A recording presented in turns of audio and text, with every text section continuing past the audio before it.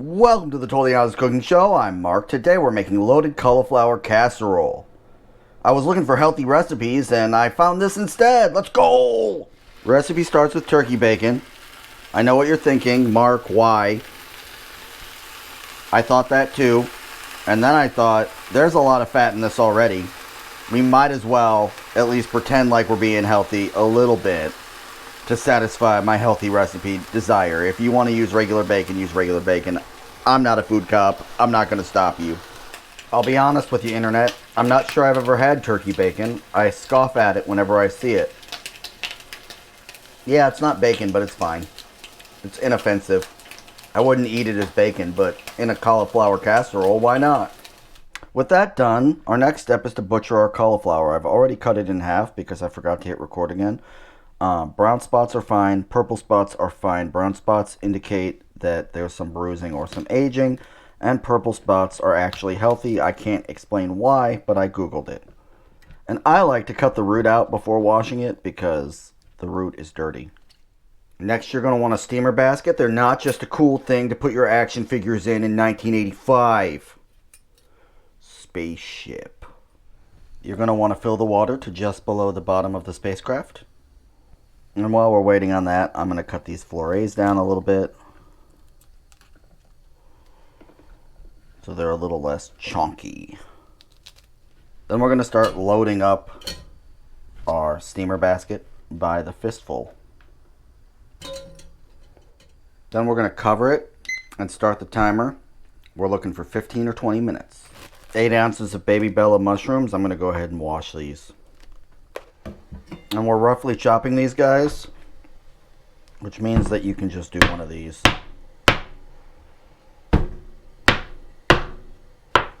Yay, they're chopped, it's rough.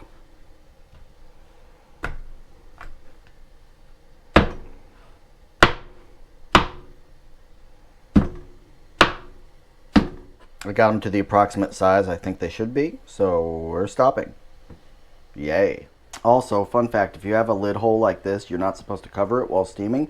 That's going to let out excess steam and prevent the lid from rattling. The next thing we need is 6 tablespoons of chives, and I may have buggered this up a little bit. I frequently walk to my Asian market, and they didn't have regular chives. They had Chinese chives, which are garlic chives.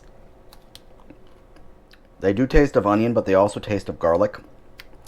So I'm going to omit the garlic from this recipe and keep it pushing. I'm just going to cut these up.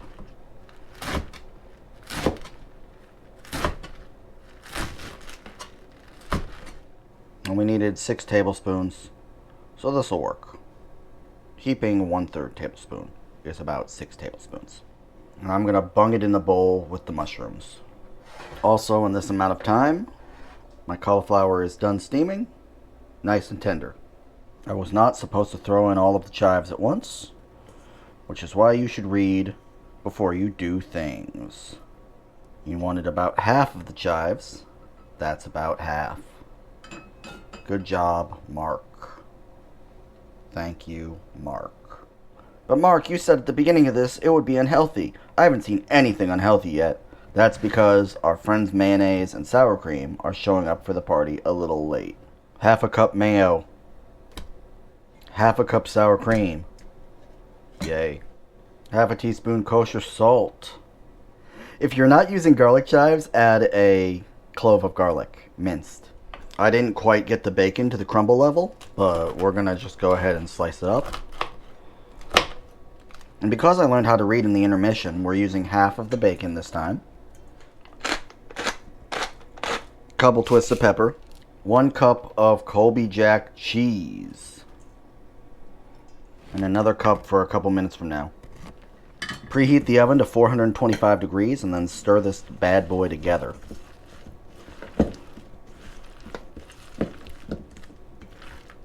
Go ahead and tip your cauliflower in. Be careful though, you don't want to throw it on the floor. And stir that around as well. Don't be too careful. It's okay if you break it up a little bit. In fact, it probably would have been ideal if I would have broken up the cauliflower a little bit before. but that's okay. It breaks up fine using my spatula. 13 by 9 baking pan, Pam.